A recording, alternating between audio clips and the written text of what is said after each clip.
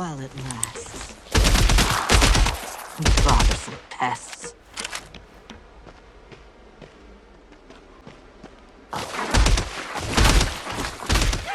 Hey guys, hope you're all doing well. Figured I'd just bring you a little review on Phantom Fury. It's just a game I've been playing off screen, I've been quite enjoying.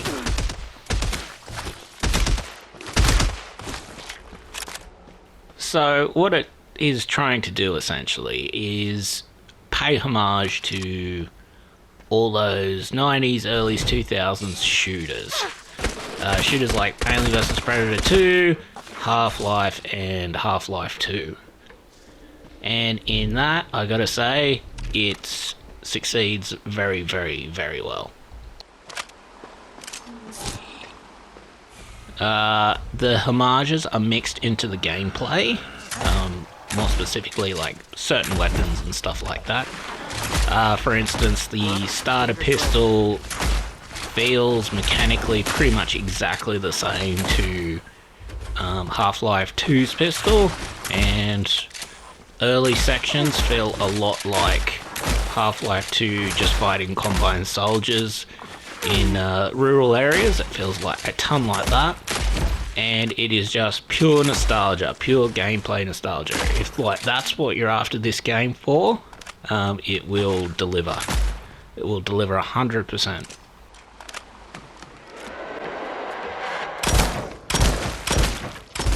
An early criticism I was going to have with the game was that at some point it feels a bit repetitive because it doesn't mix up the enemy types too much. That was until I got up to the level you're seeing here, and the level you're seeing here plays pretty much like Alien vs Predator 2. So it just goes from nostalgia to nostalgia with all the different types of shooters it's playing. It doesn't necessarily have to maintain a consistent tone with its, shooting gameplay. If you guys played Ion Fury, that was basically an homage to a single game. That was basically a homage to Duke Nukem 3D. This is a homage to several games. It's upped its ante. Let's finish this. My chopper is approaching the facility to bring you and the Demon Corps back One to base. criticism I've seen of that was that it played a little bit schizophrenically with its tone. I don't think it did at all. I think like a ton of the shooters here from like 90s, 2000s that it's trying to replicate had a tone like this. Like even like mainstream games like Uncharted had these like later zombie levels with the cursed zombie monsters in them. Another criticism I've seen made of it was the enemy hit stun and enemy damage, procedural damage and that sort of thing. I haven't had a problem with that. Like, the game doesn't seem to have that issue for me. Like, it plays a lot like Half-Life 2, where you get the blood spurt. Like, it has the speed of Half-Life 2, if you know what I mean. Where you shoot the enemy, they have the blood spurt, they continue shooting back. Not a whole lot of stun, like a little bit of stun. It plays similar to that, but like, yeah, like that starting section was great. Like, I'm not seeing the issues here.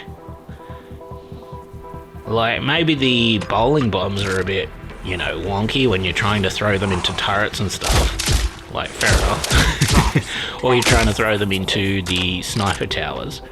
But, it wasn't that much of an issue, and quite frankly, its strengths outweighed any of those issues. Like, it's quite a fun game to play, particularly if you're like a 90s kid and you are looking for a bit of nostalgia from all the old games like Alien vs Predator 2, stuff like that, because it has that feel about it. It has like that feel about a ton of its weapons.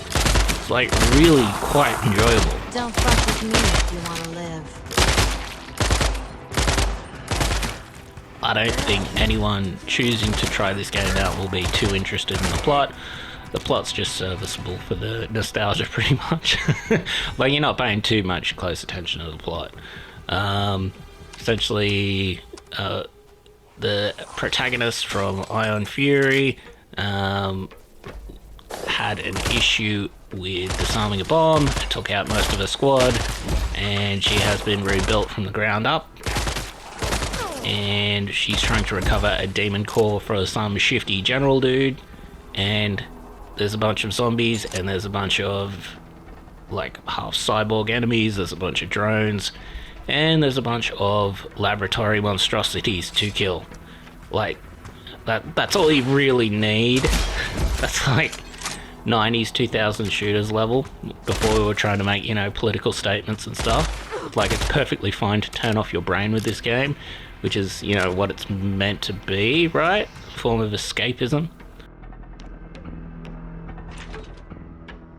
The shotgun feels great, especially once you get down its rhythm.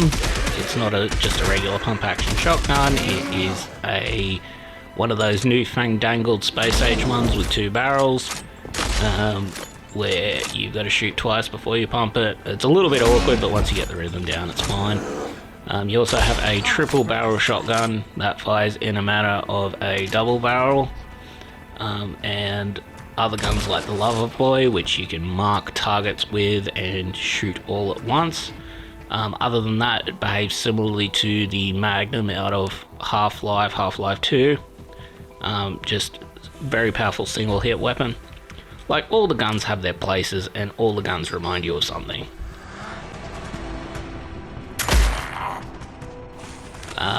The assault rifle reminds you of the pulse rifle from Alien vs Predator 2, and it handles the swarming melee enemies in a similar gameplay manner to Alien vs Predator 2. Pure nostalgia, feels great. The ion bow is meant to be sort of a sniper weapon. Hits kind of hard, hits normal enemies kind of hard, and you can charge it up to do like a volley, similar to the other games. But yeah, like, all the guns feel good in their certain respects. The starting pistol is Half-Life 2 starting pistol. Shotguns feels like any, you know, good solid video game shotgun. As mentioned before, the assault rifle is the pulse rifle from Alien vs Predator 2. It's basically a masterclass in like 90s gaming feel.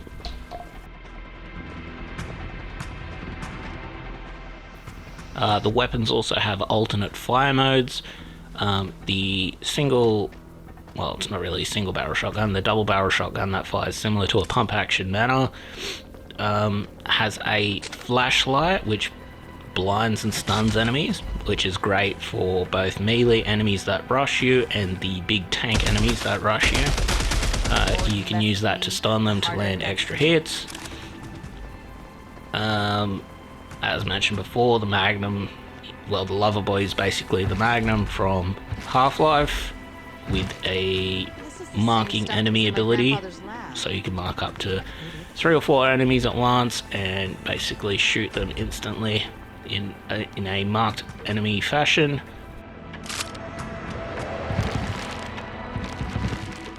The graphics are straight out of 90s, like this wouldn't be out of place in something like System Shock 2 or Half-Life. Just the feel. It just goes to show you don't need like really good graphics for a feel for a game. It's also straight out of like Alien vs Predator 2. A little bit more modern and updated, but the feel is there.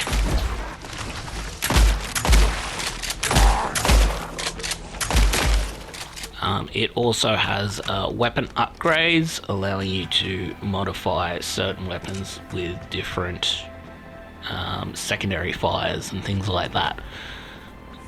You also get perks and certain abilities like the arm shield, faster reload when you get armor, that sort of thing.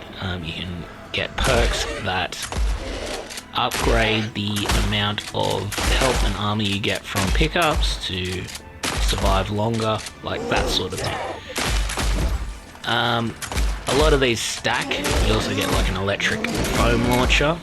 And there's a perk that stacks. It gives you armor when you deal electric damage to enemies, which gives you certain ability to do certain synergies. For example, the pistol you can turn into a taser. The taser will deal electric damage, and then you can use your perk to give you armor when you deal electric damage. Same with the electric foam launcher. You can, game the system basically to do that. It has minor puzzle elements in it as well. The puzzle elements, in my opinion, play pretty good. The backtracking's not too excessive. You got to read laptops and things to gather codes for doors and lockers and like safes, which is, it's fine. It's all functional. It all works good. It all feels pretty good.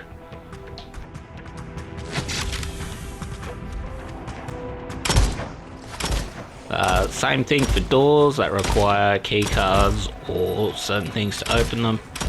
Just minor puzzles and like minor backtracking, nothing too excessive. Like honestly, it's good level design.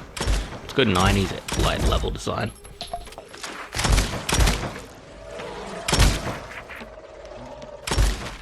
Like, I don't see all the hate that it initially got. Like, if I'm being quite honest. Like, it is homaging like a few games at once. Maybe like people didn't appreciate the feel of that, and it like they only sort of like it when it's attempting to homage one game at a time. Like the original Ion Fury was straight up homaging just Duke Nukem alone, whereas this one's homaging like several shooters at once.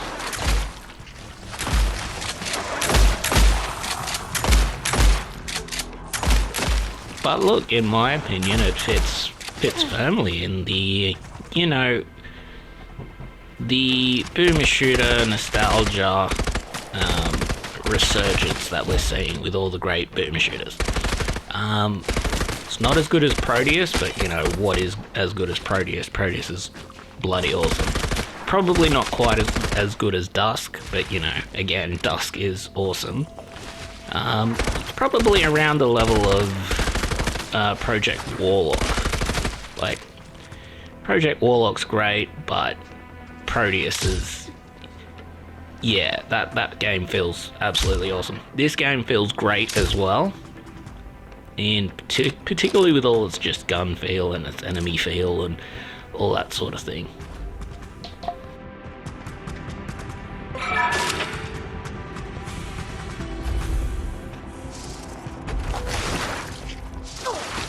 Best part about it, no real politics in it, as far as I could detect, besides the fact that the protagonist is like a woman, but like that's not even, flexed upon too hard.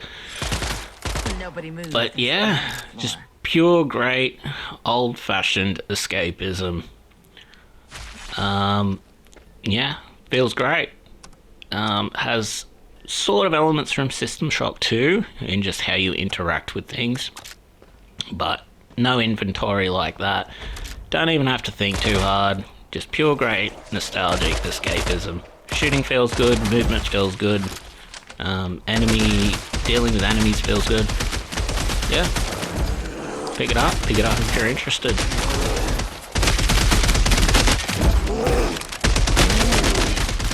Story is obviously also tongue-in-cheek. It's not up its own arse. It's not taking itself too seriously. Again, no politics in it. It's just a driver for the mechanics, and the mechanics is where it shines. Feels great.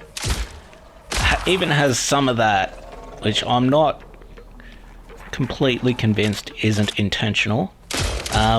Even has some of that, 90s shooter jank where some items are floating and that sort of thing. Like, I think that's charming. I don't really have an issue with it. Like, I was climbing shit in one of the levels and I got stuck in a wall, and I was like, okay, yeah, fair enough. But like, that level of jank is, still fits into the nostalgia. It's not, really an issue. And like the checkpoint system's that good that it's never like a game-breaking issue. And it's not like it's a game with, you know, a ton of quick saving and then you soft lock yourself. Like, it's not like that. You can pretty much just, you know, open up the menu, load the last checkpoint, and, you know, you go from there. It loads quickly, no issue with it.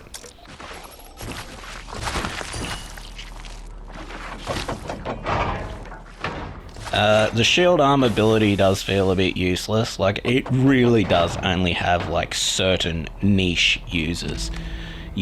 Like, so you can't use a gun at the same time. Like, if you could use the Lover Boy at the same time as the shield arm, that'd be, like, really good. Particularly if you could just, like, use the Lover Boy, not exactly shoot back, but mark targets with the Lover Boy while you got the shield arm up, and then when you drop the shield arm, you could use your Lover Boy. Like, if you could do that, that would be awesome.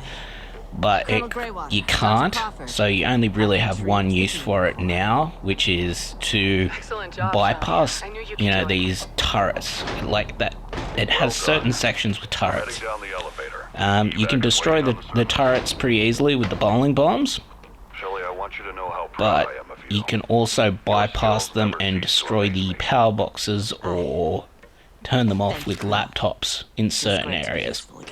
Because from the turrets you'll notice like a power cable leading into a wall or a room, which is usually just slightly past the turret.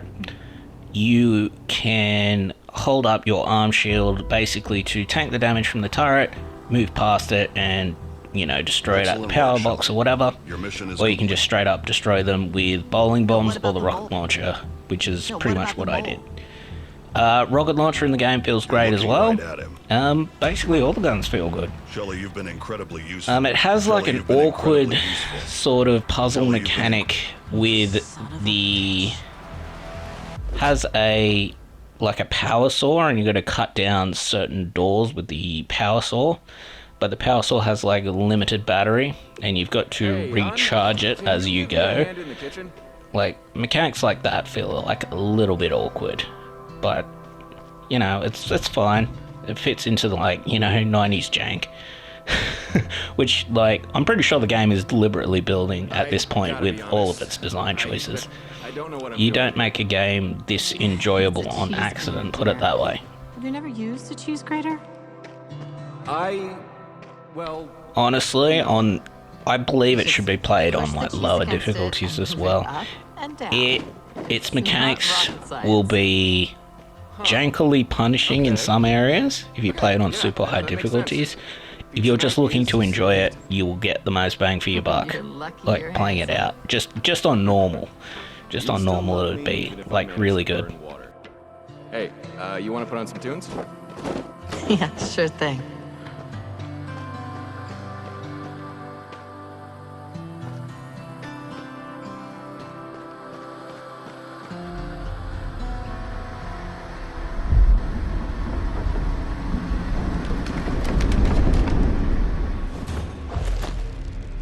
She's lost a lot of blood. We need to get her stabilized. She's our best soldier. Do whatever it takes to save her. The GDF will spare any resources necessary. Oh, God. Shelly, how could this have happened? I did everything by the book. This bomb was unlike anything I'd ever defused before. You're a professional. This shouldn't have happened. Now we've lost our best team. And you think that doesn't haunt me every single day? My entire team, all killed in a single flash. I'll never be able to live that down. You're damn right you won't. All those men, gone. Their spouses, children, families. They all have to live in a world without them. You should have just left me in that coma. Let me wither away. I wanted you awake. I wanted you to live with the knowledge that your own incompetence got your team killed. That you, Shelly, were the one responsible for the deaths of those men, and the man who loved you.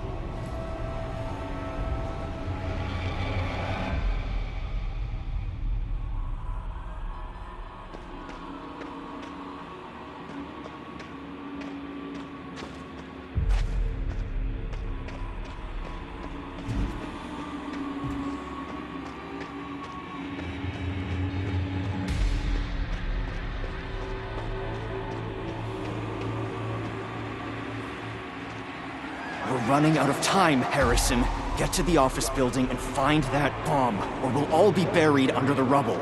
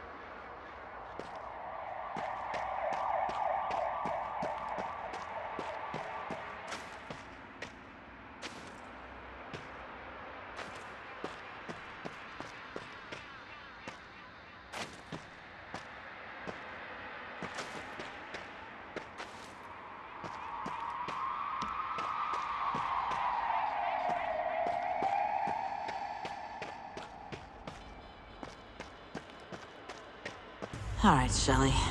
Just like riding a bike, you got this. Please hurry! Come on, Harrison. Aren't you supposed to be an expert at this? Okay, this should do it. Please, I don't want to die. Get it together. If you don't succeed, we're all dead. I can't do it! It's too late! Hey, you. I want to ask you something. Come here. You are to remain in your cell until the sun... Unlock the door. I'm under strict orders to... Now.